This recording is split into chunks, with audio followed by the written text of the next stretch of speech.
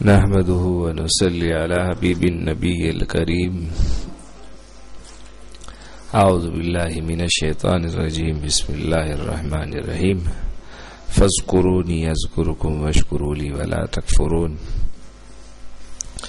هو الحبيب الذي ترجى شفاعته لكل حول من الأحوال مقتحم. مولاي صل وسلم دائما أبدا على حبيبك خير خلق كلهم. جاءت لدعوة الأشجار ساجدة تمشي إليه على ساكن بلا قدم.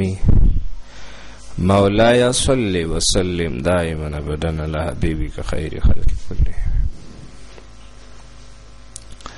كلهم من رسول الله ملتمس غرفا من البحر ورشفا من الديم. مولاي صل وسلم دائما أبدا على حبيبك خير خلق كلهم. میرے بھائیوں اور دوستو عزیزو، اللہ تبارک و تعالی کا ہم سب پر ایک بہت بڑا انعام ہے کہ اللہ جل شانہ نے ہم سب کو اپنے نام کے لیے جمع کیا ہے. اس میں ہمارا کوئی کمال نہیں ہے، بلکہ یہ اللہ جل شانہ کا خصوصی فضل اور انعام احسان ہے. انسان بہت زیادہ کمزور ہے. اللہ نے انسان کو بہت زیادہ ہمت اور طاقت دی ہے اور انسان کو کمزور بھی بنایا ہے. طاقت تو اتنی دی ہے کہ اس کے اشارے پر، اس کی سوچ پر فیصلے ہوتے ہیں. اللہ اس کے ہاتھ اٹھانے پہ تقدیریں بدلتا ہے. طاقت تو اتنی دی ہے نا جی. اور کمزور اتنا بنایا ہے ایک سر کا درد بھی برداشت نہیں کر سکتا. یہ اللہ کے امر کے بغیر کچھ بھی نہیں ہے. انسان اللہ کے امر کے بغیر کچھ بھی نہیں. یہ بات آج ہمیں سمجھ نہیں آتی. ہم یہ سمجھتے ہیں مال ہوگا تو آدمی کامیاب ہے، حکومت ہوگی تو آدمی کامیاب ہے، وزارت ہے تو آدمی کامیاب ہے، سلطنت ہے تو کامیاب ہے، بنگلے ہیں تو کامیاب ہے، گاڑی ہے کامیاب ہے. یہ صرف کامیابی کی صورت ہے، یہ اصل نہیں ہے. یہ ایک شکل ہے جو ہمیں نظر آتی ہے. ہم یہ سمجھتے ہیں بنگلہ ہے، گاڑی ہے، چیزیں ہیں، کامیابی ہے. یہ صرف ظاہری شکلیں ہیں. ہم انسان کے لباس سے، ان کے اٹھنے بیٹھنے سے، ان کے دیکھنے سے، ان کے لوگوں کے سامنے ساتھ تعلق رکھنے سے ہمیں اندازہ ہوتا ہے یہ آدمی کامیاب ہے. یہ ہم ظاہری چیز دیکھتے ہیں. لیکن تاریخ اٹھا کر دیکھ لیں، بلال حبشی کے پاس نہ گاڑی تھی، نہ بنگلہ، نہ کار، نہ کپڑے، نہ اچھا لباس، نہ کچھ. سب سے قیمتی چیز ان کے پاس رسول اللہ صلی اللہ علیہ وسلم کی صحبت تھی. لیکن اللہ نے ان کو کامیاب کرایا. ہاں، اب اس گاڑی کی کامیابی کیا ہے؟ ایک آدمی کے پاس گاڑی ہے، بنگلہ ہے، دولت ہے، وزارت ہے، سلطنت ہے، ساری چیزیں ہیں، مر گیا. یہ ساری چیزیں ادھر رہ گئی. بس چند دن نام رہے گا. حاجی صاحب بیٹے کہیں گے میرا باپ، کہیں گے میرا دادا تھا، نواسے کہیں گے میرا یہ تھا. یہ بس بات ختم ہو جائے گی. لیکن وہی بلال حبشی دنیا سے چل بسا. وہی بلال دنیا سے چل بسا. قیامت تک آج جتنی اذانیں ہوگی سارا ثواب بلال حبشی کے کھاتے میں چلا جائے گا. سب سے پہلے اذان اس نے دی تھی نا جی. سب سے پہلے اذان اس نے دی تھی نا. تو یہ ابتدا وہاں سے ہوئی. جتنے لوگ یہ نیکی کریں گے یہ اذانیں دیں گے، سارا ثواب اس کے کھاتے میں جاتا جائے گا. اور آپ جس سے بھی پوچھے کہ بلال کہ اذان کون دیتا تھا تو وہ کہیں گے پہلے بلال اذان دیتے تھے، اللہ کے نام کے ساتھ بلال کا نام بھی زندہ ہو گیا. آپ کو ایک بات عرض کروں، اللہ جل جلالہ کو نہ اونگ آتی ہے نہ نیند آتی ہے، یہ ہمارا عقیدہ ہے. صحیح ہے جی؟ اللہ جل شانہ کو نہ اونگ آتی ہے نہ نیند آتی ہے، کیونکہ وہ انسان تو نہیں ہے نا جی، وہ تو وراء الورا ذات ہے. جس طرح وہ زندہ ہے، جو ان کے ساتھ لگ جاتا ہے اس کا نام بھی اسی طرح زندہ ہوتا ہے. اس بات کا اندازہ لگا لیں، اس بات کو ذرا سوچ لیں. اللہ جل جلالہ الحی القیوم ہے، ہم آیات الکرسی میں پڑھتے ہیں اللہ جل جلالہ الحی القیوم ہے، ہم یہ آیات الکرسی میں پڑھتے ہیں نا. وہ زندہ ہے ہمیشہ، اس کو نیند نہیں آتی، لا تاخذہ سنۃ ولا نوم، لا اونگ نہ نیند، اس کو دونوں چیزیں نہیں آتی. اللہ کو نہ نیند آتی ہے نہ اونگ آتی ہے. جو اللہ کے ساتھ لگ گیا، جس طرح وہ زندہ، اللہ اس بندے کا نام بھی زندہ کر دیتا ہے، اس کا نام بھی نہیں مرتا. مثلا بلال حبشی غریب ہے، فقیر ہے، خاندان بھی صحیح نہیں، کوئی اونچا خاندان بھی نہیں، 7 پشتوں سے غلام در غلام، ایک نہیں جی 7 پشتوں سے مسلسل غلام در غلام، لیکن اللہ کے نام کے ساتھ لگ گیا تو کیا کیا اللہ نے اپنی نام کے ساتھ لگا کے اس کو ہمیشہ کے لیے زندہ کر دیا. اب اللہ نے کتنا اونچا مقام دے دیا، جب بھی غلاموں کا نام آتا ہے بلال حبشی کا نام پہلے آتا ہے. تو اللہ نے ان کے نام کو زندہ کر لیا، اور ایسا زندہ نہیں کیا جی، محبوب ہے اللہ کو نا جی، اللہ کے حبیب کو پسند ہے نا جی، تو زندہ کیسے کیا؟ اب دیکھو مثال دیکھو، جتنے بلال ہیں سب نے اپنے بچوں کا نام بلال اس لیے رکھا کہ یہ صحابی رسول ہے، تو اسی طرح بھی اس کا نام زندہ رکھا اور قیامت تک رہے گا زندہ. اب کوئی یہ نہیں کہتا یہ بلال تو پرانا نام ہے، لوگ کہتے نہیں اچھا نام ہے، صحابی تھا. اب سب سے پہلے اللہ نے ان کا نام نیک بندوں میں لکھا، صحابہ میں لکھا، عالم ارواح میں لکھا، اعلان ہوا، اس کو جنت کی بشارت ملی، صحابہ کو مغفرت کا سب کچھ ملا، سرٹیفکیٹ ملا، ادھر بھی نام زندہ، ادھر بھی زندہ، لوگوں میں بھی زندہ، قیامت میں بھی زندہ اور جنت میں بھی زندہ. تو یہ اللہ کے نام کے ساتھ جو لگ جاتا ہے، ظاہری چیز تو یہی ہے کہ ہم جی سینیٹر ہے، وزیر ہے، بنگلہ ہے، گاڑی ہے، افسر ہے، انجینئر ہے، ڈاکٹر ہے، وزارت ہے جی، ڈی سی او صاحب ہے، ایس پی صاحب ہے، یہ کامیاب ہے، ہم یہ سمجھتے ہیں. ان کی ظاہری چیزوں کو دیکھ کے ہم یہ سمجھتے ہیں یہ کامیاب ہے، جبکہ ایسا نہیں ہے. یہ صرف ایک شکلیں ہیں جو ہمیں نظر آتی ہیں. اگر یہ چیزیں کامیابی کے لیے شرط تو سب سے پہلے یہ انبیاء کو دی جاتی ہے. کسی نبی کو یہ چیز نہیں دیا. کوئی نبی ڈاکٹر تھا؟ کوئی نبی انجینئر تھا؟ نہیں. کسی نبی نے جہاز بنایا؟ نہیں. ان کو ان چیزوں میں لگایا ہی نہیں ہے، کیونکہ اللہ نے دنیا کے چلانے کے لیے لوگوں کو پیدا کیا ہے. ایک نے مجھ سے کہا یہ سارے انگریز سائنسدان ہیں. میں نے کہا یہ مسلمانوں کے غلام ہیں، یہ چیزیں بناتے ہیں، راتوں کو نہیں سوتے، ریسرچ کرتے رہتے ہیں، مسلمانوں کے لیے سہولتیں بنا رہے ہیں، اور مسلمان عبادتیں کر کے آرام سے سو کے اٹھ کے ان کی چیزیں استعمال کر رہا ہے. گھر میں نوکر بھی ہوتے ہیں نا جی، نوکر کس لیے ہوتے ہیں؟ خادم ہوتے ہیں، ان سے کام کروایا جاتا ہے جی میرے بچوں کی، بیوی کے، گھر والوں کی خدمت کرو. جتنا یہ دنیا ہے یہ مسلمان جو ہے یہ اللہ کے گھر کے مہمان ہیں، اور جتنے غیر مسلم ہیں اللہ نے ان کی نوکری کے لیے پیدا کی. یہ ان کے گھر کے نوکر ہیں، یہ خدمت کریں گے اور مسلمان ان کی چیزیں استعمال کریں گے. اب دنیا کے لیے تو یہ شرطیں ہیں، آپ محنت کرو گے، تعلیم کرو گے، پڑھو گے، ڈاکٹر بنو گے، انجینئر بنو گے، ایگزام پاس کرو گے، تمہیں ایک اچھا عہدہ ملے گا، گاڑی ملے گی، تیری زندگی ذرا سکون سے ہوگی. ہم یہ سمجھتے ہیں یہ دنیا کی کامیابی کے لیے تو یہ شکل ہے، لیکن اللہ نے انسان کی کامیابی کے لیے فارمولہ الگ پیدا کیا. اور فارمولہ کیا ہے؟ ان اکرمکم عند اللہ اتقاکم. جو میری باتوں کو مان کے چلے گا، تقوی اختیار کرے گا، وہ کامیاب رہے گا.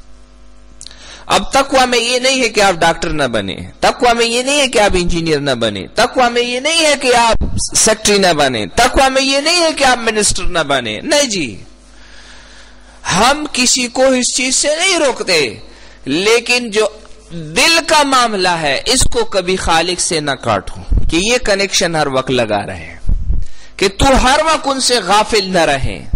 اکثر لوگ کہتے ہیں یہ پیر صاحبان جو ہے یہ بس ہر وقت کہتے ہیں اللہ اللہ اللہ اللہ اللہ اللہ اللہ. اس سے کیا ہوتا ہے؟ یہ اپنے دل کو یاد دہانی ہے کہ تو غافل نہ بن. تو نے کسی کے پاس جانا ہے، تو کسی کی امانت ہے، تیری زندگی تیری نہیں ہے، نہ تیری اپنی ہے، یہ امانت ہے کسی کی. تو نے کسی کو جا کے جواب دینا ہے، جس سے دنیا میں نیب ہے نا احتساب عدالت، احتساب کی جاتی ہے جی کتنا کھایا. تو یہاں تو جھوٹ موٹ چل جاتا ہے، سفارشیں چل جاتی ہیں، وہاں تو سفارشیں نہیں چلتی، وہاں تو جھوٹ نہیں جاتا، وہاں تو یہ الیوم نختم، مہر لگ جائے گی تیرے منہ اور ہاتھ پر، او علی افواہہم وتکلمنا ایدیہم، تیرے ہاتھ تیرے پاؤں یہ چیزیں ہم سے باتیں کریں. وہاں تو کوئی جھوٹ ہے ہی نہیں. تو یہ کہے گا جی میں نے نہیں کیا، وہاں تو یہ موقع ہی نہیں ملے گا تو نے نہیں کیا. وہاں تو تیرے دل کے اندر جو کیسٹ بری ہوئی جائے گی یہ خود بخود آن ہو جائے گی. اللہ نے معاملہ آسان کیا ہے. جو اس کیسٹ میں آپ گانے ڈالو، ٹیپ میں لگاؤ، اسپیکر سے وہی آواز آئے گی. نعتیں ڈالو، اسپیکر سے وہی آواز آئے گی. آپ جو بھی کیسٹ ٹیپ کے اندر ڈالے، جو بھی سی ڈی پلیئر آپ اس سی ڈی کے اندر پلے کرے، وہی آئے گا جو اس کے اندر ہوگا. ہم نے دنیا میں جن لوگوں کے ساتھ رہ کے زندگی گزاری، ہم جو دل میں بھر کر لے گئے وہاں زباں پہ وہی ہوگا. اکثر لوگ نقشے میں، ہاسپٹل میں آپریشن ہوتی ہے نا، ڈاکٹر ہے بیچ میں، ان کو پتا ہے جب نشہ ہوتا ہے نا تو وہ اوڑے پوڑے مارتا ہے، گالیاں بھی دیتے ہیں اکثر لوگ. اور نشے میں بہت سے ہمارے خود تجربہ ہوا زندگی میں، جو ان کے اندر ہوتا ہے وہ نشے میں وہ بولتا رہتا ہے. وہ کیوں؟ اس کے اندر بھرا ہوتا ہے. اسی طرح جب آدمی مرتا ہے، نزاع کی وقت ہوتی ہے، وہی کیسٹ آن ہو جاتا، تو دل میں یہی لے کر آیا ہے. لوگ کہتے ہیں ہم کیسے عربی بولیں گے قبر میں؟ بابا دل کی زبان بولیں گے. آپ بیت اللہ شریف لے جائیں، اللہ ہم سب کو بار بار لے جائیں، آپ کو دنیا کے ہر ملک کے لوگ ملیں گے اور سب رو رہے ہوں گے. آپ کہیں گے یار یہ کون سی زبان میں مانگ رہا ہے؟ سب دل کی زبان میں مانگ رہے ہیں اور اللہ سب کی سنتا ہے. اسی طرح وہاں بھی اسی طرح معاملہ ہوگا. جب آدمی کی نزاع کی حالت شروع ہوتی ہے اس کی حقیقت سامنے آ جاتی ہے. تو نے کہا زندگی گزاری. ہم کافروں پہ بھی اس لیے خفا ہو رہے ہیں کہ یہ جہنم جا رہے ہیں. کاش ان کو پتا ہوتا یہ ضرور کلمہ پڑھتے، یہ ایمان کے بغیر نہ جاتے، ایمان کے بغیر نہ جاتے. تو میں عرض کر رہا ہوں کامیابی کی جو شکلیں ہم نے دیکھی ہے، جو ہم دیکھ رہے ہیں، یہ گاڑیاں، یہ وزارتیں، یہ تو آ جاتی ہے، دل کا سکون نہیں ہوتا. اور سب سے بڑا سکون کیا ہے؟ میں آپ کو یہ بات بتا دوں، یہاں کی سکون کسی کو نصیب نہیں ہوتا. یہ یہاں ہے نا جو ٹینشن، جو ہم سو کے بھی اٹھے اور پریشان ہو، یہ نہیں جاتی.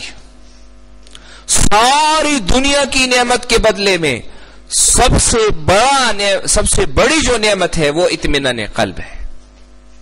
وہ دنیا کے اندر نہیں ہوتی کسی کے پاس. وہ دنیا میں، دنیا کی چیزوں میں لگ کے نہیں ہوتی کسی کے پاس. یہ بات ذہن میں رکھ لے. اگر آپ چاہتے ہیں کہ ہمیں سکون ملے، ہمیں اطمینان ملے، ہمیں خوشی ملے، تو اللہ کے ساتھ لگ جاؤ. اور کیوں؟ جو اللہ کے ساتھ لگ جاتا ہے اس کا دل زندہ ہو جاتا ہے. اللہ ہے زندہ، اللہ ہے زندہ، اور جو اس کے ساتھ لگ جاتا ہے اس کا دل بھی زندہ ہو جاتا ہے. مردہ کسی کام کا ہوتا ہے؟ مردہ کسی کام کا ہوتا ہے کہ نہیں ہوتا نا. آپ کسی کو کہیں کسی کی اولاد نہ ہو اور آپ اس کو کہو یہ میرا بیٹا مر گیا یا تمہارا ہو گیا، وہ لے لے گا؟ وہ لینے کو تیار ہوگا کہ نہیں. کیونکہ مردہ کسی کام کا ہے نہیں. جو دل اللہ کے ذکر کے بغیر ہو، دین کے، اللہ کے امر کے بغیر ہو، وہ دل زندہ ہو کے بھی مردہ ہوتا ہے. اس لیے اس پہ کبھی خوشی محسوس نہیں ہوتی، کبھی بھی خوشی محسوس نہیں ہوتی. ہمیں یونیورسٹیوں میں، دنیا کے جھنجھٹوں میں جو پڑے ہوئے ہیں، کالجوں میں جو پڑے ہوئے ہیں، یہ دن بدن دل کالا کرتا رہتا ہے. یہ میڈیا، یہ جو ہم پڑے ہوئے جن جھنجھٹوں میں، یہ اندھیریا دل پھیلاتی ہے، اندر کالا کرتا ہے. اندر ہم تو کہہ رہے ہیں نا ہم پڑھ رہے ہیں، یہ ہمارے اندر ایک جھال سا بنا دیتا ہے اور وہ خانے بڑھتے جاتے ہیں. یہ مسجدوں میں اللہ نے اس لیے ہمیں 5 وقت بلایا ہے کہ بار بار آؤ، کہ تمہارے اندر اس بیچ میں کوئی گرد آ جائے تاکہ وضو کرنے سے وہ پھر دھل جائے. تم نماز پڑھنے آؤ کہ یہ تیری سر جھک جائے، یہ ٹینشن تیری ختم ہو. اس لیے آج 30-32 سال میں انسانوں کے دماغ کام چھوڑ دیتے. نشے کی گولیاں، 18 سال میں بلڈ پریشر، جی 18 سال میں. مجھے سوئی غصہ آ رہا ہے، یہ لوگ کہتے ہیں غصہ آ رہا ہے. کیوں؟ جہاں سکون ہے وہاں ہم جاتے نہیں، جہاں سے اطمینان آتا ہے اس کا پوچھتا نہیں. اطمینان کے خزانے کس کے پاس ہے؟ بات ختم. وہ نیند کی گولیوں میں نہیں ہے.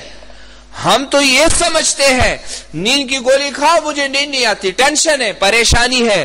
قسم خدا کی تو گولی نہ کھا اور تو استغفار پڑھ، تو شروع کر، تو کر میں گناہگار ہوں اللہ، بس تو نے یہ جو نیند کی نعمت چھین لی، اطمینان کی یہ نعمت چھین لی، یہ میری گناہ ہے. ہم تو یہ سمجھتے ہیں نا جی کہ پریشانیاں گناہوں سے نہیں آتی. تو نے مجھے یہ کہا، تیری وجہ سے نقصان ہوا، تیری وجہ سے یہ ہوا، اس نے دھوکہ کیا، مجھے یہ ملا، یہ جاب مجھے ملنے والی تھی اس نے سفارش کر دی. او ظالموں، اوپر سسٹم تو اوپر ہے جی. رزق کون دیتا ہے؟ کسی کو آسانی سے دیتا ہے، کسی کو مشکلات میں ڈال کے دیتا ہے. تو پھر لوگوں پہ کیوں تھوک رہا ہے؟ جب تو لوگوں سے خفا ہوتا ہے، اوپر خالق تجھ سے خفا ہوتا ہے. کرنے والا تو وہ ہے نا جی. کرنے والا کون ہے؟ آج یہ چیز بس دماغ میں نہیں آتی. اکثر ہم لوگوں سے کہتے ہیں اس نے میرے ساتھ کاروبار میں دھوکہ کیا، میرا کاروبار خراب ہوا. اللہ کے بندے، اس نے دھوکہ نہیں کیا، اللہ مزید نہیں چاہتا تھا ساتھ چلانا، اس لیے جدا کر دیا. یہ بات ہماری سمجھ میں نہیں آتی، یہ بات ہماری سمجھ میں نہیں آتی. میں اس سے کیوں خفا ہوں؟ اس نے یہ کیا. اس سے اس لیے خفا ہوں، اس نے یہ کیا. تو نے بیگم یہ کیا، تو نے وہ یہ کیا. ہم اس بس سارا انہی چیزوں کو لے کے ہم سوچتے ہیں. کوئی اس کو نہیں سوچتا ایک نماز قضا ہو گئی، کئی لاکھ سال تو جہنم میں جلے گا. تو نے اتنے جھوٹ بولے، اتنے گناہ کیے، توڑا بھی تیرے اندر ذرہ برابر بھی یہ نہیں ہلا کہ تو کس کا امر توڑ رہا ہے، تو کس کا حکم توڑ رہا ہے. یہ کبھی سوچا ہے؟ نہیں، ہم کبھی نہیں سوچتے. آج ہم لوگوں کو ڈسکس کرتے ہیں، لوگوں کی زندگی کے بارے میں بات کرتے ہیں. تمہیں پتا ہے، آپ آزما لے. دیندار طبقے کو بتاتا ہوں، آدمی لاکھ ذکر کرے لیکن کسی کی برائی بیان کرے کسی کے ساتھ، اس وقت اپنے دل کو دیکھے کہ ایک نور سا نکل رہا ہوتا ہے، دل خالی ہو رہا ہوتا ہے. آپ آزما لے، آپ زبان بند کر لے، آپ کسی کے بارے میں غیبت نہ کرے، جھوٹ نہ بولے، کسی پر بہتان نہ باندھے. خدا کی قسم آپ کو ایسی نیند آئے گی کہ وہ بادشاہوں کو بھی نصیب نہیں ہوگی. ہاں نا جی، مسئلہ یہی ہے. ہمیں لوگوں کو ڈسکس کرنے میں مزہ آتا ہے، اس لیے غیبت کو اتنا بڑا جو گناہ قرار دیا. الغیبت اشد من القتل، غیبت گناہ سے، قتل سے، زنا سے بھی بدتر ہے. کیوں بدتر ہے؟ سب سے پہلے غیبت سے سب سے پہلے نقصان کیا ہوتا ہے؟ انسان کے دل سے اطمینان ختم ہو جاتا، بے سکون ہو جاتا، چہرے پہ بالکل پریشان. پہلے اطمینان. آپ آزما لے، آپ کسی بیٹھک میں بیٹھ کے کسی مجلس میں کسی کو ڈسکس کرے، کسی کے ساتھ باتیں کرے، آپ اس مجلس سے اٹھے، آپ پریشان ہوں گے. ہم پریشان ہو جاتے. ہم یہ سمجھتے ہیں کہ کسی کی زندگی کو اچھال کے وقت گزر گیا جی، بس گپ شپ لگ گئی جی، ٹائم گزر گیا، چلو سونے چلتے. اللہ کے بندے، یہ اپنا وقت گزارنا، اگر کسی کو ڈسکس کرنا ہے، اگر کوئی تمہیں ڈسکس کرے تو تجھ پہ کیا گزرے گی؟ یہی جو تم کسی اور کے بارے میں کہہ رہے ہو، اگر یہ تمہارے بارے میں کوئی کہے، تمہارے دل پہ کیا گزرے گی؟ بس تھوڑا سا یہ سوچو. کسی کی برائی بیان کر رہے ہو، پھر ہم کیا کہتے ہیں؟ ہم تو اصلاح کی نیت سے کہتے ہیں. تو اصلاح اس کو کہتے ہیں کہ تو لوگوں کے سامنے ڈسکس کرو، اس کو بلا کے اس سے کہو نا جی. اور تو اصلاح کا ٹھیکیدار بنا ہوا ہے، تو اپنے اندر نہیں دیکھتا. تجھے دوسرے کے اندر جو برائی نظر آتی ہے، تو تیرے اندر تو ہزاروں ہے نا، اس سے بھی برا ہے. تو اس سے بھی برا ہے. اور تمہارے پاس کسی کے پاس اور فیل ہونے کا کیا معیار ہے؟ یہ سرٹیفکیٹ تو تیرے پاس نہیں ہے، یہ تو اللہ نے خود کے پاس رکھا. یہ معیار تو اس کے پاس ہے، یہ تو وہ پاس اور فیل کرے گا. یہ نیکیاں تولی کیوں جائے گی؟ تمہیں پتا ہے قیامت کے دن جو میزان لگا ہوگا، علماء ہمارے اکابر مشائخ فرماتے ہیں یہ لگا اس لیے ہوگا کہ اللہ اس کے اندر اخلاص نیت کے مطابق ڈال لیں گے. تھوڑی سی نیکی ہوگی، اللہ کو اتنی پسند ہوگی کہ ساری دنیا کا وزن اس کے مقابلے میں کچھ نہیں ہوگا. وہ نیکی کچھ نہیں ہوگی، بہت معمولی ہوگی، بہت معمولی. زبیدہ نے نہر بنایا، وہ نہر آپ آج بھی حاجی جاتے ہیں، مینا میں ہے، عراق سے لے کر حرمین شریفین تک وہ نہر ہے. وہ رستہ آج بھی بنا ہے، کئی سو سال بعد وہ ندی آج بھی ہے. آپ دیکھ لیں، عراق سے پانی اس میں حاجیوں کے لیے آتا تھا، عراق سے، اور سعودی عرب حرم شریف تک وہ نہر تھا، اور کئی سو سال پہلے انہوں نے بنایا تھا، صرف اس لیے کہ جتنے حاجی آئیں گے تاکہ اس کو سہولت ہو اور اللہ کے مہمانوں کو سہولت ہو. تو جب مری، خواب میں دیکھا. کمال الدین دمیری رحمت اللہ علیہ نے بھی لکھا، علامہ ابن سیرین کی کتاب میں بھی ہے یہ واقعہ.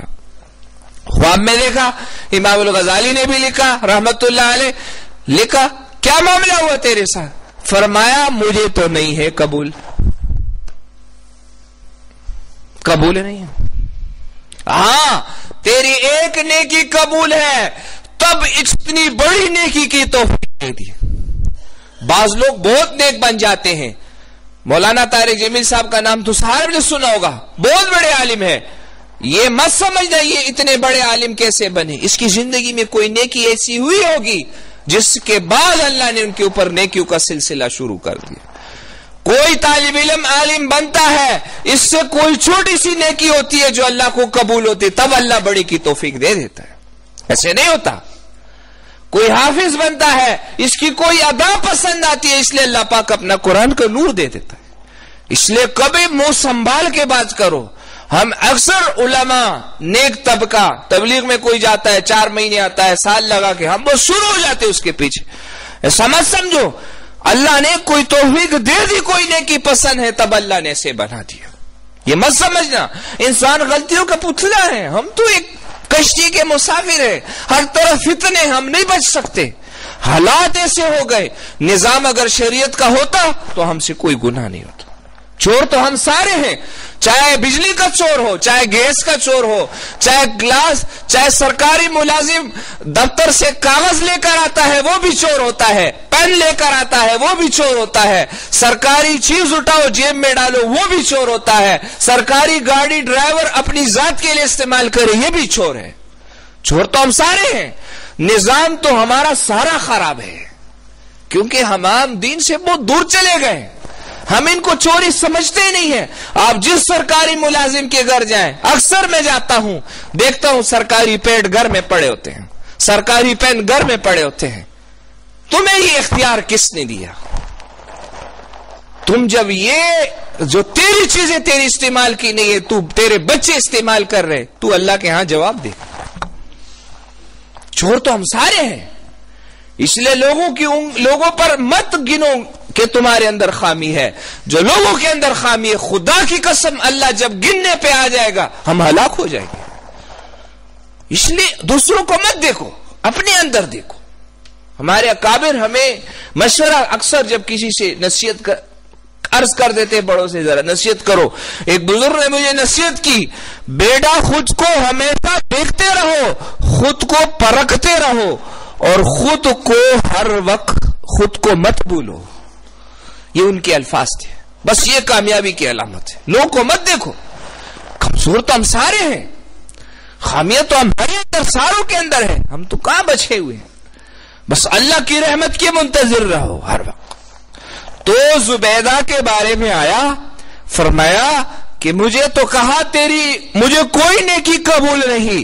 ہاں ایک دفعہ تو پانی پی رہی تھی اور آذان شروع ہو گئی، تو تو نے پانی رکھا کہ اللہ کا یہ آذان ختم ہو جائے تب پانی پیوں گا. آپ کا یہ عمل پیوں گی، تب آپ کا یہ عمل مجھے اتنا پسند آیا، اس کی وجہ سے میں نے تیری مغفرت کر دی. اب یہ مت کہو. بعض نیکی بہت معمولی ہوتی ہے، اللہ کے ہاں بہت قیمتی ہوتی ہے. اس لیے پچھلی دفعہ میں نے اس سے پچھلے ہفتے 4 چیزیں بیان کی تھی.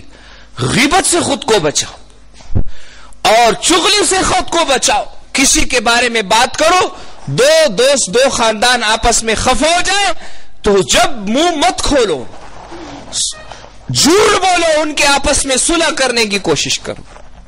مت کہو کہ ہاں وہ تو ملا تھا، ستا خبریں نہ ارے دلا، یہ مت کہو. ملانے کی کوشش کرو.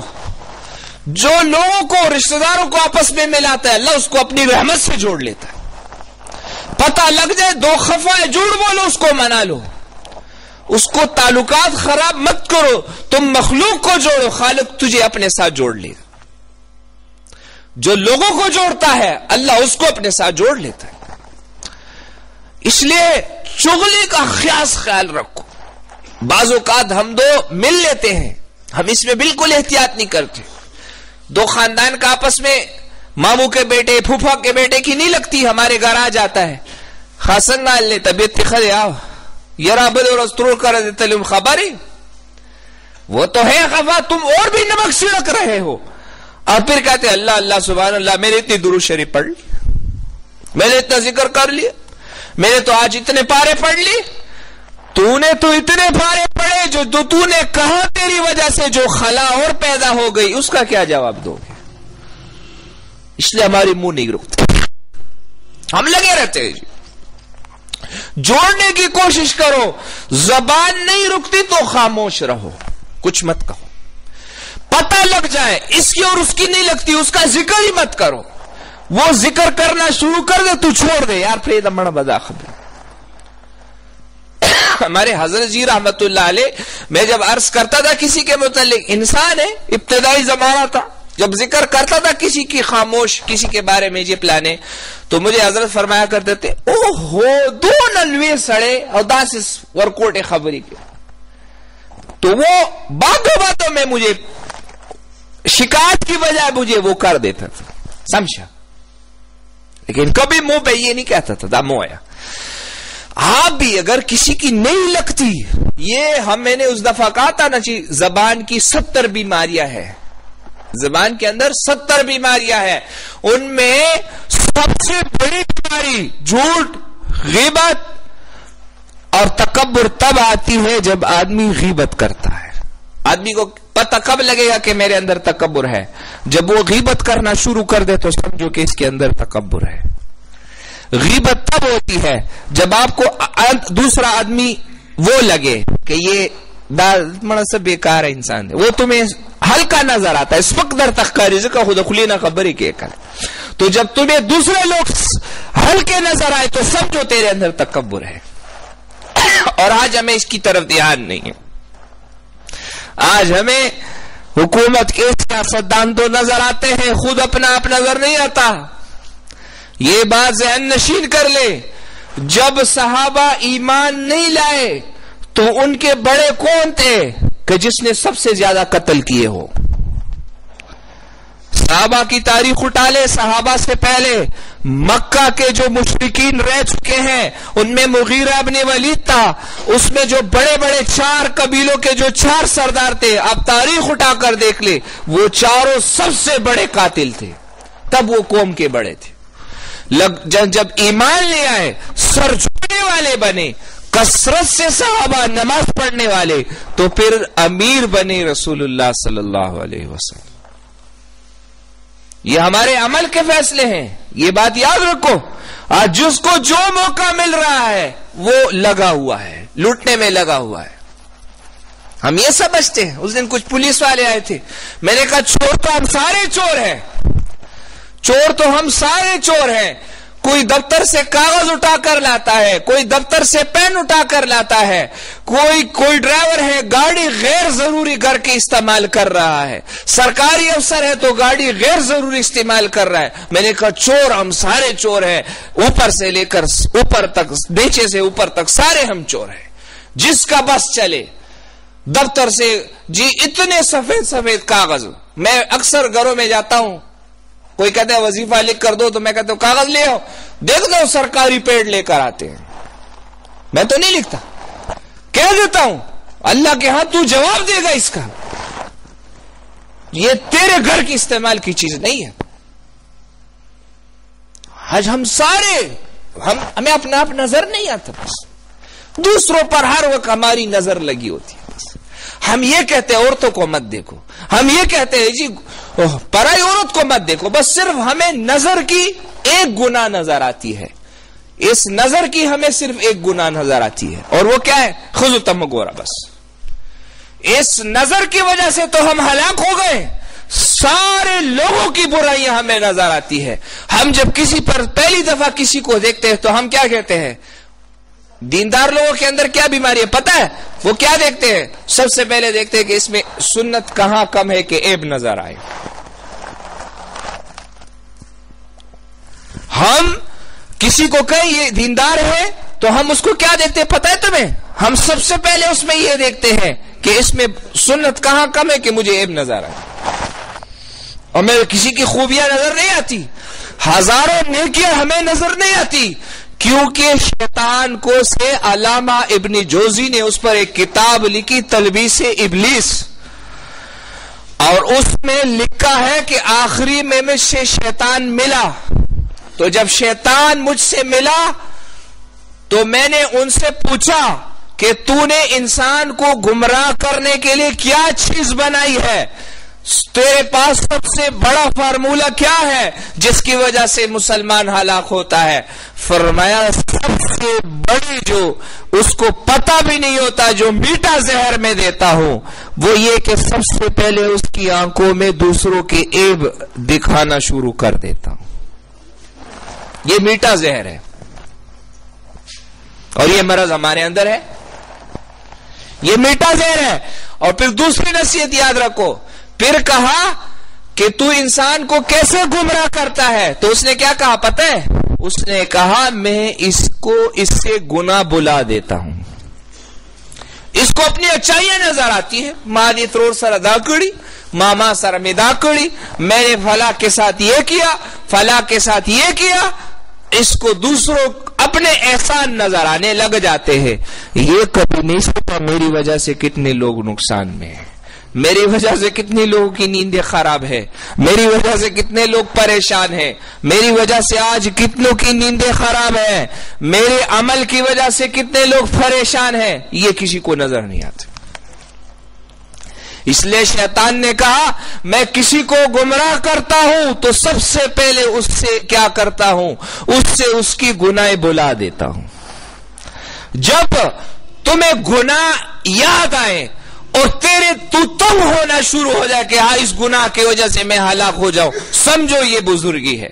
ہم بزرگی یہ سمجھتے ہیں لاڑم دمکم بالکل ٹکشم. وہ اللہ کے بندو، یہ تو ہندو بھی دم کرتے ہیں، یہ تو عیسائی بھی دم کرتے ہیں، یہ تو سکھ بھی دم کرتے ہیں، یہ تعویذ تو ہندو بھی لکھتے ہیں، یہ سکھ بھی لکھتے ہیں، یہ عیسائی بھی لکھتے ہیں.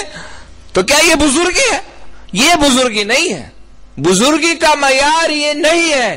بزرگی کا معیار یہی ہے کہ جو تنہائی میں تیری گناہ یاد ہو اور وہ تجھے رلا دے، یہ تیری بزرگی ہے.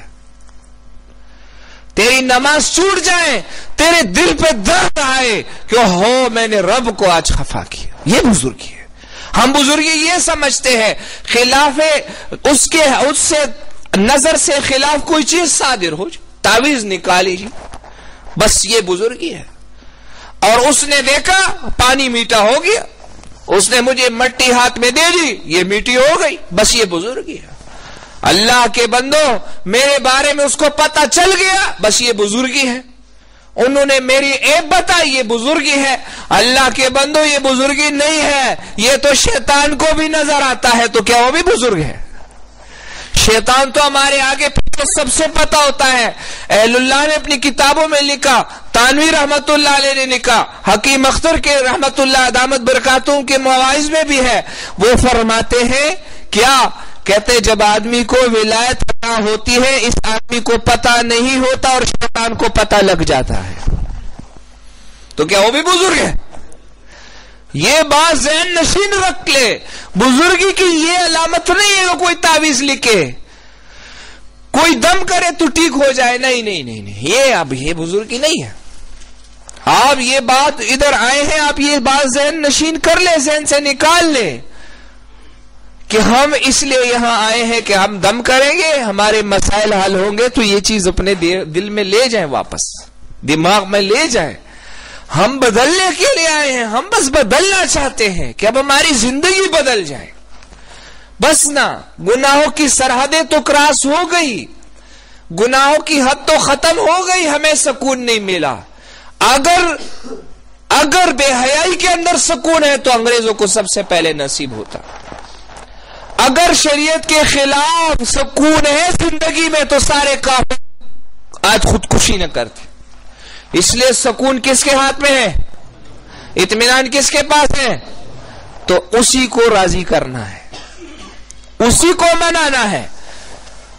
ہمیں کوئی نقصان نہیں دے سکتا جب تک اللہ کا امر ہاتھ میں نہ ہو، شامل حال نہ ہو. کوئی جادو حسر نہیں کر سکتی جب تک اللہ کا امر شامل حال نہ ہو. کوئی جن ہمیں نقصان نہیں دے سکتا جب تک اللہ نہ چاہے. بس یہ ذہن میں یاد رکھ لو، یہ ذہن میں یاد رکھ لو. اکثر لوگوں کو یہ واقعہ یاد ہے، یہ بات ذہن نشین کر لو، یہ بات ذہن نشین کر لو.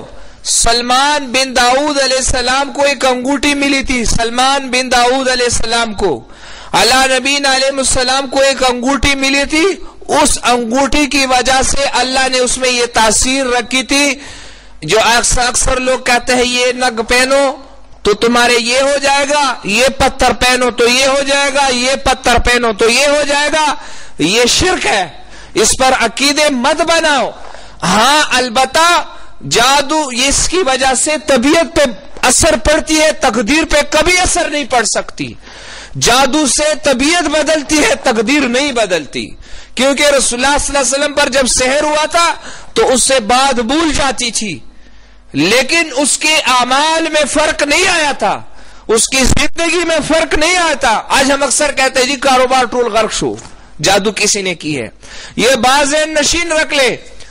سلیمان بن داؤد علیہ السلام کے بارے میں اللہ نے فیصلہ کیا کہ میں اس کو آزمانا چاہتا ہوں. تو کیا کیا اللہ نے؟ سب سے پہلے شیطان آیا اسی شکل میں اور انگوٹھی اس کی بیگم سے کہا مجھے وہ انگوٹھی پہنا دے. وہ لے لی. سلمان بن داؤد جیسے نہانے سے نکلا، باہر نکلا، دیکھا خزدہ ہویا گوتا رہا خزدہ ہوتا ہی ممکن پتہ نہیں، پریشان ہو گیا، پتہ لگ گیا، امتحان آ گیا. لوگوں کہا تھا پیغمبر طاقت نہیں بادشاہ لرش آغا خناس دے بادشاہ سے. تو یہ بات ذہن نشین کر لے. اکثر لوگ کہتے ہیں یہ پتھر پہنو تو اس سے یہ ہو جائے گا، یہ ہو جائے گا، اس پتھروں سے کچھ نہیں ہوتا، ورنہ سارے صحابہ کے ہاتھوں میں پتھر ہوتے ہیں۔ یہ ہندوؤں کا عقیدہ ہے، ہمارے مسلمانوں کا عقیدہ نہیں ہے۔ آپ لوگ جب انگوٹھی پہنتے ہیں اسی نیت سے مت پہنے کہ اس پتھر سے یہ ہو جائے گا، پتھروں سے کچھ نہیں ہوتا۔ کرنے والے ذات کس کی ہے؟ اللہ کی ہے۔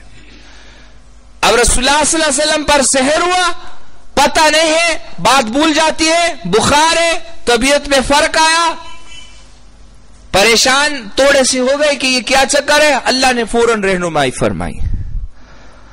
اب یہ تو نہیں ہے جی زما بچی رشتہ نچا بنکڑی دی، اب یہ تو کہاں کا انصاف ہے اللہ کے بندو۔ جادوگر تو فرعون کے پاس ہزاروں تھے، موسیٰ علیہ السلام پیدا نہ ہوتا۔ جادوگر تو وہ نمرود کے پاس ہزاروں تھے تو پھر ابراہیم علیہ السلام کیسے پیدا ہو گئے؟ یہ بات ذہن نشین کر لے، جادو سے رشتہ کبھی بند نہیں ہوتا، جادو سے کبھی اولاد بند نہیں ہوتے، جادو سے کسی کی شادی نکاح میں رکاوٹ نہیں آتی۔ رشتوں کی رکاوٹ کس چیز سے آتی ہے؟ جب آپ کے گھر رشتہ آئے اور آپ اپنے اس منہ کو سنبھال کے نہ رکھے تو تب اللہ پاک رشتے میں رکاوٹیں ڈالتے ہیں۔ یہ کتابوں نے لکھا، اولیاء اللہ فرماتے ہیں کہ جب کسی کے گھر بیٹی کے لیے رشتہ آ جائے اور یہ گھر والے والدین لڑکی یہ کہے مختے قتلی دی مرا دا خو لنڈے دیو سب بدرنگ دیو دا خود سی دیو دا خو غریبانان دیو دا سمون کور تراغ، اللہ پاک اسی بیٹی کی وجہ سے پھر ذلیل کر دیتا ہے۔ اس لیے تمہیں کہنے کی کوئی ضرورت نہیں ہے، تیری طبیعت نہیں بنتی، نہیں رشتہ دیتے، انکار کر دو بس، لیکن منہ سنبھال کے بات رکھو، حقیر مت جانو کسی کو۔ جن جن لوگوں نے اس وجہ سے رشتے ٹکرائے ہیں آج اپنی اولاد کی وجہ سے رو رہے ہیں، اس لیے یہ اختیار تمہیں نہیں ہے، کسی کو حقیر مت سمجھو۔ تو عرض میں کر رہا تھا سب سے بڑی خوشی، اطمینان، سکون اس کے ہاتھ میں ہے اور ہم سب اسی کی طرف چل پڑے، اس کو راضی کرو بس۔ علماء سے پوچھو، اس کے مطابق زندگی گزارو، نکاح کا وقت آئے علماء کی مجلس میں بیٹھو، ان سے پوچھو سنت کیا ہے، واجب کیا ہے، زکوٰۃ کا مہینہ آیا، حج کا مہینہ آیا، آج ہمارے اندر یہ بات ذہن نشین ہے، میں کرائے کے گھر میں رہتا ہوں، میں لاکھوں روپے جمع کروں گا، گھر لوں گا تب حج کروں گا، کاروبار سیٹل ہوگی تب حج کروں گا۔ یہ مسئلہ یاد رکھیں، آپ خود کو علماء کے سامنے پیش کریں اور اس کو کہو میرے پاس اتنے پیسے ہیں، مجھ پہ حج فرض ہے کہ نہیں، کیونکہ جو حاجی ہے وہ اللہ کا وعدہ ہے وہ غریب نہیں ہوگا، حاجی امیر ہوگا۔ اس لیے آج جتنے مسلمان ہیں بغیر حج کے مر رہے ہیں جبکہ اس پہ فرض ہوتا ہے، بغیر حج کے مر رہے ہیں، جو بغیر حج کے مرا وہ ایمان کے ساتھ دنیا سے نہیں جائے گا۔ اس لیے یہ مسئلہ ذہن نشین رکھ لو۔ اکثر نوجوانوں کے پاس پیسے ہوتے ہیں، کاروبار کرتے ہیں، وہ کیا کہتے ہیں، میرے ماں باپ نے نہیں کیا، تیرے ماں باپ کی استطاعت ابھی نہیں ہے، تیرے پاس ہے، تیرے اوپر فرض ہے۔ علماء سے خود کو پیش کرو اور اس سے مسائل پوچھو، ایسا نہ ہو کہ بعض ایسی گناہ ہو جس کی وجہ سے ایمان سے دنیا سے چلے جاؤ۔ اس لیے اللہ کو راضی کرنے میں جو اطمینان ہے وہ کہیں بھی نہیں ہے۔ سورہ فاتحہ ایک ایسی دولت ہے، سورہ فاتحہ ایک ایسی دولت ہے کہ جو آدمی روزانہ اس کو تلاوت کرتا ہے 41 دفعہ یا 101 دفعہ، آپ معمول بنا لے، صبح کے وقت آزما لے، کوئی صبح کے وقت پڑھے، بغیر وضو کے پڑھے، آپ گھر سے نکلے پڑھے، وہ پورا دن اندازہ لگا لے، آپ کے دل پہ ایک عجیب سکون ہوگا۔ آپ آزما لے، اس کی ایک لمٹ ہے، جب آپ اس کو معمول بنائیں گے، روزانہ پڑھیں گے، انشاءاللہ پر خوشیوں کے دروازے شروع ہو جائیں گے۔ ذکر کریں، تلاوت کریں، اپنی اولاد کو اس میں لگائیں۔ آج ہمارے اندر خبریں ہیں، گھر کے اندر ٹی وی میں ہم خبریں دیکھتے ہیں، روزانہ اپنے گھر میں سب گھر والوں کو بٹھا کے 1000 اور 500 دفعہ اپنے گھر والوں سے درود شریف پڑھے، سب کہو، گھر والوں کو بٹاؤ۔ جس طرح ٹی وی کا گناہ ہم سب اکٹھے کرتے ہیں، ڈرامہ ہم اکٹھے دیکھتے ہیں، ٹی وی فلمیں ہم اکٹھے دیکھتے ہیں، تو درود شریف بھی اکٹھا پڑھو۔ ذکر کو گھر والوں میں ایک ٹائم مقرر کرو۔ ہمارے گھر میں ہم 10,000 مرتبہ درود شریف پڑھتے اپنے گھر میں، وہ جب بجلی چلی جاتی ہے 8 بجے یہ مغرب کے بعد ہم بچھا کے پڑھ لیتے ہیں، جلدی جلدی جلدی پورے گھر والوں کو بٹھا دیتے ہیں، چھوٹے سے لے کر بڑے تک سب بیٹھ جاتے ہیں، توڑا پڑھ لیتے ہیں۔ اس کی سب سے بڑی برکت کیا ہے؟ اللہ بغیر محنت کے رزق کھلائے گا۔ یہ اللہ کا وعدہ ہے، جو جتنا زیادہ درود شریف ذکر کرے گا اللہ اس کے گھر کو کبھی خالی نہیں کرے گا۔ اس لیے جو گناہ ہم اکٹھے کرتے ہیں یہ نیکی بھی اکٹھے کرے نا، انشاءاللہ ایک وقت آئے گا یہ نیکی غالب ہو جائے گی اور گناہ ختم ہو جائے گا۔ آج ہم یہ کہتے ہیں ہم پرفیکٹ بنے سارے، بس یہ آراڑو منظموں کو اور بس سکون شو نفلموں کو سکون شو۔ وہ بابا نماز پڑھنا ہم پر فرض ہے، کچھ ہو یا نہ ہو، کچھ ملے یا نہ ملے ہم اللہ کو یاد کریں گے۔ وہ تو بے نیاز ہے، اللہ صمد، وہ بے نیاز ہے، لیکن یہ ہماری ذمہ داری ہے، نماز میں مزہ آئے نہ آئے ہم پڑھیں گے، ذکر میں مزہ آئے نہ آئے ہم پڑھیں گے۔ یہ بات ذہن میں یاد رکھ لے، جب گناہوں کی کثرت ہوتی ہے ذکر میں لذت نصیب نہیں ہوتی، اور گناہوں میں سب سے بڑی گناہ اس زبان کی ہے۔ خدا کے لیے اس کو لگام دو بس۔ ابو بکر صدیق رضی اللہ عنہ سے کسی نے پوچھا کہ تمہیں یہ مقام کیسے ملا اتنا اونچا؟ زبان نکالی، اس کے نام کے ساتھ اللہ نے لگایا ہے صدیق، سچا۔ صدیق کا مطلب کیا ہے؟ اور سچائی کا تعلق کس چیز سے ہے؟ بس یہ مقام اس وجہ سے ملا، بس اس کو لگام دو۔ غیبت مت کرو، کوشش کرو لوگوں کے آپس میں صلح کرو، جھوٹ مت بولو، مذاق میں بھی نہ بولو، اور کسی کے حقیر مت جانو۔ یہ سالکین کو کہہ رہا ہوں جو لوگ ذکر کر رہے ہیں، بس اس کا بھی ذرا خیال رکھیے کہ کسی کے خلاف بات مت کرو، بس خاموش رہو، کچھ نہیں کہہ سکتے، برائی اچھائی نہیں کہہ سکتے، برائی کہو، اور جب بھی کسی پر نگاہ پڑے اس کے اندر خوبیاں دیکھنے کی تلاش کرو۔ ایک آدمی ہے، داڑھی ہے، یہ سب سے بڑی نعمت ہے، جب بھی نگاہ پڑے اس کی داڑھی نظر آئے سبحان اللہ دل میں کہو چلو انبیاء کی سنت تو ہے،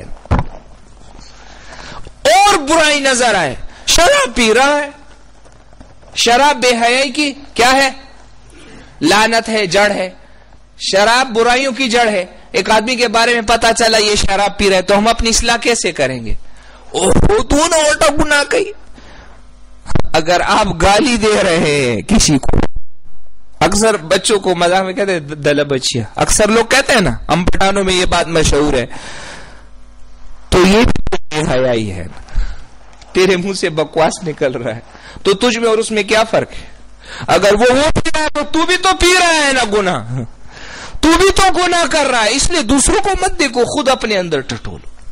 وہ نماز نہیں پڑھتا، دل میں یہ کہو ماں باپ کی خدمت کرے گا، یہ بھی ایک بہت بڑی نعمت ہے، چھوٹے بھائیوں کا خیال رکھے گا، کسی کی تربیت کرے گا، کسی کو رستہ بتائے گا، کوئی تو نیکی کرے گا جو میری گناہ سے زیادہ ہوگی اور جس کی وجہ سے اس کی مغفرت ہو جائے گی۔ اس لیے ہمیشہ خود کو ٹٹولو، یہ مت کہو جی یہ اس طرح ہے، یہ کہو میں کس طرح ہوں۔ خود اپنے اندر ہر وقت دیکھو، جب ہر آدمی خود کے اندر دیکھے گا یہ معاشرہ خود بخود سدھر جائے گا۔ آج تو ہم لوگوں کو دیکھتے ہیں نا جی، لوگوں کو دیکھتے، تبلیغ میں کیوں نہیں جاتے؟ لے گا تبلیغ والا داسری، اللہ کے بندوں اس کو چھوڑو، تو خود جا، تو اپنی اصلاح کر۔ آج آپ کتنے ڈاکٹر ہیں جو ظلم کرتے ہیں، ہم بیمار ہو جاتے پھر بھی ڈاکٹر کے پاس جاتے ہیں، وہ اس لیے کہ اگر میں ٹھیک نہ ہو جاؤں تو مر جاؤں گا۔ تو اپنی اصلاح تو کرو نا، اپنی غم کرو، اپنا فکر کرو۔ ایک شیخ کے پاس تجھے تیرے اندر بیماری ہے، تیرے اس کو اندر تیری برائی نظر آتی ہے تو تیرے اندر گڑبڑ ہے نا جی، اس کے اندر تو نہیں ہے نا جی۔ ہم جب ڈاکٹر کے پاس جاتے ہیں ہم کیا کہتے ہیں؟ دو نخا خبری را سرو کی دوائی را لولی کر ڈیر پمینے ہو ختم، بس اس کی ساری خوبیاں نظر آتی ہے، ہمیں لوٹ بھی لیتا ہے، فضول ہم سے ٹیسٹ بھی کرواتا ہے، لیکن اس کے اندر برائی نظر نہیں آتی، کیونکہ ان کا تعلق جسم سے ہوتا، اور جس کا ایمان کے ساتھ تعلق ہے اس میں ساری برائیاں نظر آتی، اس میں سارے عیب نظر آتے ہیں۔ تو اس لیے خدا کے لیے اس کو اور اس کو اپنی زبان لگا لو۔ اکثر مساجد کے علماء ہوتے ہیں منگر پسی منظم کو خبری مور پسی کو، خدا کے لیے علماء کی غیبت مت کرے، خود کو خراب مت کرے، طلباء کی غیبت مت کرے، خود کو تباہ مت کرے، کیونکہ جو علماء کی غیبت کرتا ہے یہ نبی کی غیبت کے برابر ہے، وہ انبیاء کے وارث ہے، اور تو غرق ہوا کہ نہیں ہوا، تیری اولاد میں علم باقی نہیں رہے گا، تو کیوں خود کو خراب کر رہا ہے؟ اس لیے خدا کے لیے اپنے علماء کی، یہ ہمارے مسجدوں کے، ہم ان کے پیچھے وہ سجدہ لگاتے ہیں تو ہم بھی لگاتے ہیں، وہ جو ایمان کے بڑے ہیں تو اس کی کیوں غیبت کرتا ہے؟ نہیں لگتی طبیعت نہ لگا، مت کر، لیکن منہ کو سنبھال کے بات کر۔ اس لیے خدا کے لیے جو علماء اسمبلیوں میں ہیں، آپ سے گزارش ہے، ایک روحانی ہماری جو ذمہ داری ہے اس کے اعتبار سے کہہ رہا ہوں، میں یہ نہیں کہہ رہا ہوں جو اہل علم جہاں ہے خدمت کر رہا ہے بس منہ کو سنبھال کے بات کرو، منہ مت کھولو کسی کے بارے میں۔ ہم کیا جانتے ہیں سب کا معاملہ کس کے ساتھ ہے؟ سب نے اکیلے قبر میں جانا ہے، جواب کس کو دینا ہے؟ بس بات ختم ہو گئی۔ ہم ماں کے پیٹ میں بھی اکیلے، دنیا میں بھی اکیلے، قبر میں بھی اکیلے، اور حشر میں بھی اکیلے، اور جنت میں معاملہ بھی اکیلے ہوگا۔ اس لیے خدا کے لیے اپنے منہ کو زبان سے لگاؤ، غیبت مت کرو۔ ہمارے لیے تو آج قیامت کے دن جب ہم کھڑے ہوں گے مولانا فضل الرحمان صاحب کو بھی بلائیں گے، ہمیں تو بس یہی ایک نظر آتا ہے، دادسی دے۔ خدا کے لیے اپنی آخرت خراب مت کرو، وہ جانے، خدا جانے ان کا معاملہ کیا ہے۔ میں یہ نہیں کہتا کہ جی میرا اس کے ساتھ بہت زیادہ قریبی تعلق ہے، کوئی تعلق معلوق نہیں ہے، بس آپ اپنے دل میں یہ لگا لے کہ بس یہ عالم ہے، بس جو بھی ہے یہ جانے، خدا جانے، بس میں صرف اس لیے قدر کرتا ہوں یہ عالم ہے۔ جس نے علماء کی اس لیے قدر کی، اللہ اس کا حشر علماء کے ساتھ فرمائیں گے۔ اس لیے منہ کو زبان سنبھال کے بات کرو، کسی کی غیبت مت کرو، اپنے مسجد کے امام صاحب کا خیال رکھو۔ میں یہ نہیں کہتا کہ آپ لوگ آئے ہیں آپ کی مسجدوں کے امام صاحبان کو میں جانتا، میں کسی کو نہیں جانتا، میں انہی کے قدموں کا خادم ہوں۔ میں آپ کو کہہ رہا ہوں، یہ عرض کر رہا ہوں، جتنی میری علماء کی صحبتوں میں بیٹھا ہوں، جو کچھ سیکھا ہے وہ بتا رہا ہوں کہ یہ علماء کی قدردانی کرو، اللہ تمہیں اس کا علم جو تمہیں حاصل نہیں ہے عمل نصیب کر دے گا۔ آپ کے جتنے مسجد کے ائمہ حضرات ہیں، علماء حضرات ہیں، جب بھی کوئی چیز لو ان کے لیے بھی لے کر دیا کرو، فروٹ ان کے لیے بھی لیا کرو، کیونکہ ان کی تو 4-4 3-3 ہزار روپے مہینہ تنخواہ ہوتی ہے۔ آپ اپنے بچوں کے لیے 1000 500 کے سویٹر لیتے ہیں، 200 کی ٹافیاں لیتے ہیں، تو ان کے لیے 100 روپے کی چیز نہیں لے سکتے۔ آپ اسی نیت سے خدمت کریں، یہ ہمارے مذہب کے بڑے ہیں۔ آج جو ہم دین سے دور ہیں اس کی وجہ یہی ہے کہ ہم علماء کی صحبتوں سے دور ہیں، اس لیے ہمارے اندر یہ ساری خامیاں پیدا ہو گئی۔ تو خدا کے لیے اپنی زبان کو لگام دو اور اللہ کو راضی کرنے کے جذبے میں لگ جاؤ، مخلوق کو چھوڑ دو، یہ فلاں اس طرح ہے، یہ فلاں اس طرح، اس کو چھوڑ دو، سب کو اللہ کے لیے معاف کر دو۔ جس نے جس کے ساتھ برائی کیا آج دل میں نیت کرو ہم سب کو اللہ کے لیے معاف کرتے ہیں۔ ہمارے ساتھ جس نے زیادتی کی ہم کس کے لیے معاف کریں گے؟ بس اللہ کے لیے معاف کر دو۔ آپ اس مجلس میں نیت کرو ہم انشاءاللہ سب کو اللہ کے لیے معاف کر دیتے ہیں، اور آئندہ کے لیے کوشش کریں کہ ہماری وجہ سے کسی کو تکلیف نہ ہو۔ بس قرآن میں یہ ہے کہ لوگوں کے حق ادا کرو، یہ نہیں کہا لوگوں سے حق مانگو۔ قرآن میں کیا ہے؟ لوگوں کو حق ادا کرو، مانگو مت کسی سے، تم دینے پہ آ جاؤ، تیرے حق سارے پورے ہو جائیں گے۔ آج ہم حق ادا نہیں کرتے، اس لیے ہمارے ساتھ یہ ہو رہا ہے۔ تو انشاءاللہ حق ادا کریں گے نا جی۔ جو سرکاری ملازمین ہیں ان سے درخواست ہے وقت پہ ڈیوٹی پہ جایا کریں، وقت پہ 8 بجے چلے جاتے ہیں، 10 بجے 8 بجے لکھ دیتے ہیں۔ خدا کے لیے وقت پہ جایا کرو، تم اپنی ذمہ داریاں نبھاؤ، پھر دیکھو اللہ کیا کرتا ہے۔ تم اپنی ذمہ داریاں نبھاؤ، سرکاری کاغذ کوئی جہاں ملازم ہے یہ کاغذ ہے، یہ پین ہے، یہ بچوں کے لیے مت لایا کرو، گھر کے لیے سرکاری چیزیں مت لایا کرو۔ اکثر دفتروں میں ایک چیز آ جاتی ہے، وہ جیدہ فریج منگ کرو لے گا داخوا سے مو زور شو، یہ تیرا میراث نہیں ہے، تیرا مال نہیں ہے، یہ تیرے اوپر جائز نہیں ہے، اس لیے خدا کے لیے اس میں ذرا احتیاط کرو۔ اس کا اثر پھر اولاد سے نکلتا ہے، اولاد سے۔ جن لوگوں نے رشوتیں لی اپنے بچوں کا پیٹ پالا، یاد رکھو اس کی اولاد سے وہ چیزیں نکلتی ہیں۔ ذرا خیال رکھو، یہ مت کہو حکومت نے ہمارے لیے کیا کیا، یہ کہو ہم اللہ کو کیا جواب دیں گے، ہم اللہ کو کیا جواب دیں گے۔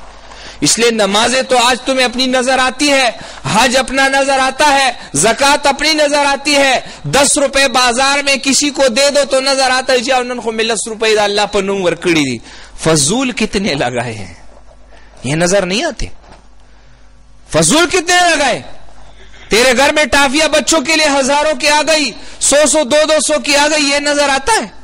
یہ نہیں آتا، فضول خرچی نظر نہیں آتی، جو اللہ کے نام پہ 10 روپے دے دیے وہ نظر آتے، یہ شیطان کا دھوکہ ہے، سب اس میں ہم پڑے ہوئے ہیں۔ اس لیے خدا کے لیے مہینے تنخواہ لیا کرو تو ان میں 200 250 300 ذہن میں رکھو، اپنے غریبوں کو ٹارگٹ بنا لو، اس کو دیا کرو، اور ایسے طریقے سے دیا کرو تاکہ آئندہ وہ تجھ سے ملے اور اس کی آنکھیں تیرے سامنے شرمندہ نہ ہو۔ ہم اکثر لوگ کسی کے اوپر کچھ دیتے ہیں نا تو کہتے ہیں آپ دل میں کیا کہتے ہیں، دیکھو بس میں عزت کی جگہ جسے خدا میاشتی پیسے اور رکھوں، یہ تیری بربادی کی علامت ہے۔ ایسے طریقے سے دیا کرو کہ آئندہ اس کی نظریں تیرے سامنے جھکی نہ ہو۔ امام ابو حنیفہ رحمت اللہ علیہ کا ایک واقعہ مختصر سا بتاتا ہوں۔ کسی نے عرض کیا تجھے اتنا بڑا مقام کیسے ملا، تجھے اتنا بڑا مقام کیسے ملا؟ جو نعمان بن ثابت کے نام سے مانے جاتے ہیں، اللہ نے ان کو اتنا اونچا مقام دیا، اس کی وجہ کیا بتائی؟ اس نے فرمایا میں نے کسی کو قرض دیا تھا اور وہ آدمی جب رستے میں آتا تھا تو اس کی آنکھیں نیچے ہو جاتی تھی اور وہ خود کو حقیر سمجھتا تھا، تو میں نے جا کے اس کے گھر اس سے معافی مانگی اور کہا یہ تیرے پاس تیرے پیسے نہیں ہے، میں نے تجھے معاف کر دیے، کہ اس عمل پہ اللہ نے اتنا اونچا مقام عطا کر دیا۔ اس لیے اکثر ہم کسی کے ساتھ احسان کرتے ہیں تو ہمارے دل میں یہ ہوتا ہے ولی بدا زما خبر نمونی ماں خدا سے کڑی دی، یہ بات دل سے نکال لو۔ ہم کس کے لیے کرتے ہیں؟ بس کسی کے لیے بھی کرو، اللہ کے لیے کرو۔ اور کسی نے آج تک یہاں یاد رکھو، کسی نے کسی کے ساتھ برائی کی، اللہ کے لیے معاف کر دو۔ کس کے لیے معاف کرو؟ جو اللہ کے لیے لوگوں کو معاف کرتا ہے اللہ اس کو بھی معاف کر دے گا۔ جب بھی غصہ آئے تمہیں گھر میں، چھوٹوں پر غصہ آئے، باہر کسی پر غصہ آئے، اکثر موٹر والوں کو ریڑوں والوں پر غصہ آتا ہے۔ موٹر گاڑیوں میں بیٹھے ہوتے ہیں، یہ خدا رکشوں والا داسیری، یہ خدا سائیکل والا داسیری، یہ تو موٹر سائیکل والے ایسے ہیں، کیونکہ اس کو خود سے نیچے لوگوں پہ غصہ آتا ہے۔ جب تیرے پاس 2 لاکھ والی گاڑی ہو، تیرے پاس 10 لاکھ والی گاڑی ہو نا، تو اس پہ تجھے غصہ نہیں آئے گا۔ یہ تکبر کی علامت ہے۔ ہمیں چھوٹوں پہ اس لیے غصہ آتا ہے کہ وہ ہم سے چھوٹے ہمیں حقیر نظر آتے ہیں، یہ خود نظروں میں اس کو حقیر سمجھتا ہے، تب اس پہ غصہ کرتا ہے، تب اس کو حقیر سمجھتا ہے۔ اپنی اصلاح کرو، تجھے اچھی نئی گاڑی والی پہ کبھی غصہ نہیں آئے گا، کیونکہ تمہارے دل میں اس کی ایک عزت ہے، جی مالدار ہے پریدا سلوے ساڑے بھائی، تمہیں پھر اس پر غصہ نہیں آتا۔ یہ تیرا جو غصہ تجھے آ رہا ہے یہ تکبر کی علامت ہے۔ اس لیے اپنے ماتحتوں سے جو تمہارے ساتھ کاروبار میں افسر جو ہے، تیرے ساتھ ملازمتوں میں نیچے لوگ رہتے ہیں، اس کے ساتھ اچھا معاملہ کرو۔ جو انسانوں کے ساتھ اچھے ہوتے ہیں اللہ اس کے ساتھ اچھا ہوتا ہے۔ اس لیے فرماتے ہیں نا تم اپنے نیچے لوگوں پہ نرمی کرو، نیچے لوگوں پہ نرمی کرو، اس نے سلوک سے پیش آؤ، انشاءاللہ اللہ تیرے ساتھ نرمی کر لے گا۔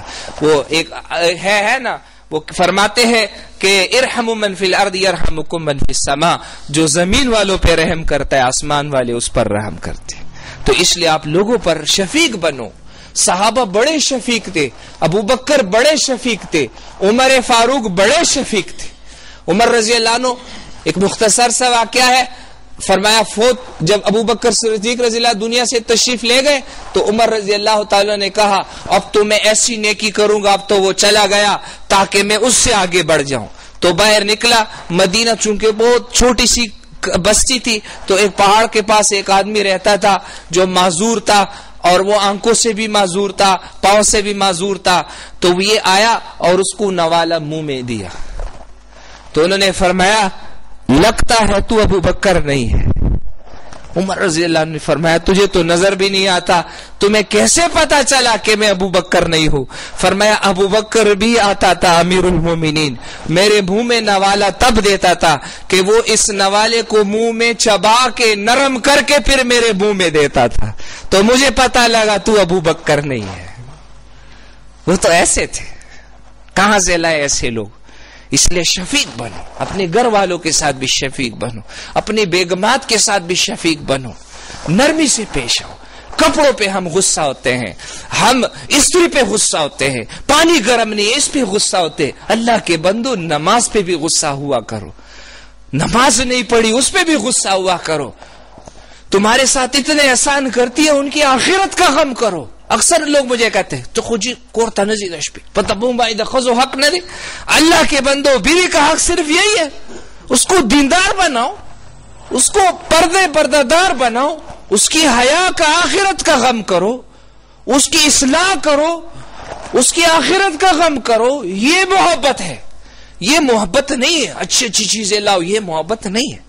اس کی آخرت کا غم کرو، اس پر نماز پہ خفا ہو۔ وہ کپڑے بنائے اس کو دیکھو کہ کس طرح ہے، آئیے اتنے فٹ تو نہیں ہے، کیونکہ آخری زمانے میں عورتیں کپڑے پہنے گی، حدیث مبارک کے الفاظ ہے پھر بھی ننگے ہوں گے۔ علماء نے اس کی تشریح لکھی، فرمایا لباس اتنا فٹ پہنا ہوگا کہ جسم کے سارے اعضاء نظر آئیں گے، پتہ لگے گا یہ فلاں جگہ ہے، تو ایسا لباس پردہ نہیں ہے۔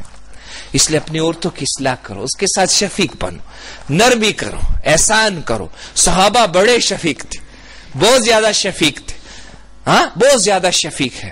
تو اس لیے کوشش کرے شفیق بنو، نرم بنو۔ جتنے لوگوں کو غصہ آتا ہے اپنی اصلاح کرو۔ کسی کو جب غصہ آئے تو دل میں سوچو جب اللہ مجھ پہ غصہ ہوگا تو میرا کیا حشر ہوگا۔ اور ایک آخری عرض، اگر آپ امیر بننا چاہتے ہیں اور آپ چاہتے ہیں میں امیر بنوں، جس کے گھر میں ماں باپ ہو اس کی خدمت کرو۔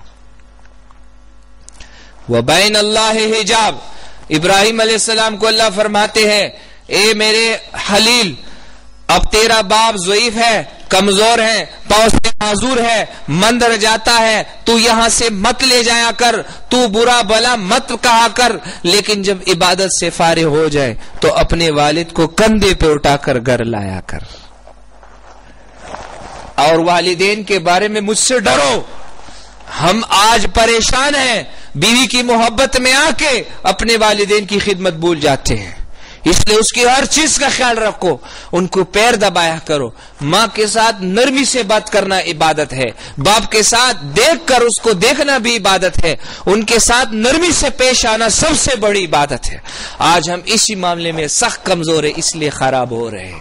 ماں کو بھی غصے میں دیکھتے ہیں، باپ کو بھی غصے میں دیکھتے ہیں۔ جس نے اپنے والدین کو غصے میں دیکھا، قیامت کے دن جیسے حساب کتاب شروع نہیں ہوگا، علماء نے لکھا ایک سانپ پیدا ہو جائے گا، وہ سانپ اتنا بڑا ہوگا۔ مفتی شفیع رحمت اللہ علیہ نے لکھا ہے آگ کے بارے میں کہ یہ اولاد آگ کیا ہوتی ہے، جو اپنے والدین کو ماں باپ کو غصے کی نگاہ سے دیکھتا ہے، فرمایا یہ سانپ اٹھے گا قیامت کے دن، اور سب سے پہلے مجمع سے چند لوگوں کو اٹھا کے جہنم میں پھینک دیا جائے گا۔ بتایا جائے گا یہ کون لوگ تھے، فرمایا یہ وہ لوگ تھے جو اپنے ماں باپ کی عیب بیان کرتے تھے اپنی بیوی کو، جو اپنے ماں باپ کو غصے کی نگاہ سے دیکھتے تھے، جو اپنی ماں باپ کو حقیر سمجھتے تھے۔ یہ وہ لوگ ہیں ان کو بغیر حساب کتاب کے مسلمان ہو کے بھی جہنم میں ڈال دیا جائے گا۔ اس لیے اپنے والدین کے بارے میں خدا کے لیے ڈرو۔ بس امیری کی سب سے بڑی دولت یہ ہے کہ اپنی ماں باپ کی خدمت کرو اور بے لوث خدمت کرو۔ یہ مت کہو ماں پہ ڈیرو لگو لے دابل رو رم حق تھے، جتنا تجھ میں ہے تو لٹا دے اس پہ، جتنا تجھ میں ہے محبت سے تو لٹا دے اس پہ، لگا دے، تو خود کو فقیر کر دے، دیکھو اللہ کی غیرت وہ تجھے امیر بنا دے گا۔ اور یہ رسول اللہ صلی اللہ علیہ وسلم نے ایک واقعہ بتایا، بنی اسرائیل کا مشہور واقعہ ہے، صحابہ کو بتایا۔ خاندان میں 3 بھائی تھے، اس کا باپ گھر میں بیمار تھا، ایک بھائی جو تھا وہ غریب امیر تھا، وہ آیا اور اپنے باپ کو لے گیا، اور کیا کہا، شام کا واقعہ ہے مشہور، لے گیا گھر لے گیا، اس پر بیماری کے جتنا عرصہ تھا اس کی خوب خدمت کی، سارے پیسے اس پہ لٹائے، بھیک مانگنے پہ آ گیا، باپ مر گیا۔ بیوی نے بہت زیادہ تانے دیے، فرمایا میرا باپ تھا میں نے اس لیے خدمت کی بغیر بے لوث۔ اللہ نے کیا کیا، خواب میں ایک فرشتہ آیا، تیرے گھر میں پیسے ہیں 10 روپے۔ پھر آیا خواب میں اگلے دن، تیرے گھر میں 3 اشرفیہ ہے، کھود لو۔ تیسرے دن خواب آیا، تیرے گھر میں 1 اشرفیہ ہے، کھود لو۔ یہ اٹھا کودا، وہ 1 روپیہ نکلا، گیا اس 1 روپے سے 2 مچھلی خریدی۔ جب مچھلی لے آئے، مچھلی کو کھولا، بیچ میں نکلا 2 ہیرے۔ مچھلی کے پیٹ کے اندر اللہ نے ہیرے نکالے، ہیرے اٹھا کر گئے بازار والوں نے کہا ہمارے پاس قیمت نہیں، بادشاہ کے پاس جاؤ۔ بادشاہ کے پاس گئے، بادشاہ نے کہا میرے پاس بھی تو اس کی قیمت نہیں، خزانے میں جتنا سونا ہے وہ لے لو۔ کتابوں نے لکھا ہے 90 خچر سونے کے اللہ نے دے دیے، اور کتابوں میں لکھا یہ باپ کی خدمت سے اللہ نے امیر بنا دیا۔ اس لیے خدا کے لیے اپنے ماں باپ پہ تنگ مت ہو کہ میرے ماں باپ ہے، نہیں، تنگ مت ہو۔ خیر ہے، وہ بوڑھے ہو کر اس کو غصہ آئے گا، وہ تمہیں گالیاں دیں گے، وہ تجھے اپنا سمجھ کے غصہ کریں گے۔ جب بوڑھے ہو جاتے ہیں نا جی تو جسم بھی کام چھوڑ دیتا ہے، مہنگائی کا زمانہ ہے، کوئی فروٹ بھی نہیں کھلا سکتا، کچھ بھی نہیں۔ یہ اس بوڑھے والدین کے دل سے پوچھو، اس کی نگاہیں دل میں ماں کی یہ ہوتی ہے کہ بیٹا آئے گا میں سنا دوں گا اور یہ سنے گا۔ تو خدا کے لیے ماں کا دکڑا سننے کے لیے، اس کی گالی اور غصہ سننے کے لیے اس کے پاس بیٹھا کرو۔ تو سن لے، تو نکلے تیری 1000 عبادتوں سے یہ افضل ہے۔ تو سن لے ماں کی، تو دیکھ اس کی، سن لے، تو تسلی دے دے، کچھ مت کر، تو نکلے گا اس کے دل سے، تمہارے لیے دعائیں نکلے گی، وہ عرش کو ہلا کے رکھ دے گا۔ آج ہم اس لیے بڑی محنتیں کرتے ہیں، کام اس لیے نہیں بنتا کہ جو گھر میں اللہ نے دعا کے جو دروازے دیے وہ بند ہے۔ تو اس دروازے سے جا جو کھلا ہے۔ جب تیرے لیے ماں باپ کے دروازے بند ہیں تو خدا کا دروازہ کہاں سے کھلے؟ اس لیے جن کے والدین فوت ہوئے ہیں، ماں ایک بہت بڑی نعمت ہے، باپ بھی تو ہے جن کی مائیں نہیں ہے، ان سے پوچھ لے۔ ماں سے ایسا قرار ملتا ہے، تو ساری دنیا کا دکھا ہو تو دروازے پہ جا، تو ماں کی زیارت کر لے۔ لیکن یہ تو ان کو یہ چیز لگتی ہے جو دل سے صاف ہونا، جن کے دل گناہوں کے اندھیرے سے جکڑے ہو، اس کو کیا پتا اس سے کیا نظر آتی ہے۔ اس لیے جن کے والدین زندہ ہے خدا کے لیے اس کی خدمت کرو، اور جن کے نہیں ہے ان کے لیے دعائیں کیا کرو، خیرات کیا کرو، تلاوت کیا کرو، اور پیسے مساجد میں مدارس میں دیا کرو، اور یہ صدقہ یہ خیرات ان کے نام پہ بخشا کرو۔ انشاءاللہ ان کی دعائیں لگ کے اتنی خوشیاں ملے گی کہ تو سوچ بھی نہیں سکے گا۔ اللہ مجھے اور آپ کو عمل کرنے کی توفیق نصیب۔ کچھ زیادہ کہا تو معاف فرما۔ آمین۔ الحمدللہ رب العالمین والعاقبۃ للمتقین والصلاۃ والسلام علی خیر خلقہ محمد وعلی آلہ وصحبہ اجمعین۔ اے اللہ ہم سب کی خطاؤں کو معاف فرما، لغزشوں کو معاف فرما، عافیت برکت صحت نصیب، گناہوں سے نجات عطا فرما۔ اے اللہ ہم تیرا بننا چاہتے، ہمیں اپنا بنا دے۔ یا اللہ یہاں جتنے آ چکے سب کی دل کی حاجتیں پوری فرما، سب کی مشکلات ختم فرما، سب کے مسائل حل فرما۔ اے اللہ ہم یہ نہیں کہتے کہ ہم بڑے پاک دامن ہیں، اللہ ہم بڑے کمزور ہیں، ہم خطا کار ہیں، اے اللہ ہم سیاہ کار ہیں، لیکن اپنے بڑوں سے سنا ہے کہ تجھ سے جو مانگتا ہے تو خوش ہوتا ہے۔ یا اللہ یہاں کتنے لوگ مانگنے کے لیے آئے ہیں، یہ سمجھ کر آئے ہیں کہ یہ ہماری دعائیں قبول ہوگی۔ یا اللہ ہم سب کی دعاؤں کو قبول فرما۔ اے اللہ کسی مسلمان کو محروم نہ فرما، اے اللہ کسی مسلمان کو ذلیل نہ فرما، اے اللہ کسی کو شرمندہ نہ فرما، اے اللہ کسی کو بیٹیوں کی ماؤں کی وجہ سے ذلیل نہ فرما، اے اللہ کسی کو ذلیل نہ فرما، اے اللہ کسی کو شرمندہ نہ فرما۔ یا اللہ سب کو من پسند رشتے نصیب فرما، حیا کے ساتھ سب کی رخصتیاں نصیب فرما، سب کی دل کی حاجتیں پوری فرما، سب کی دل کی تمنائیں پوری فرما۔ اے اللہ سب کو دیندار بنا، سب کو متقی بنا۔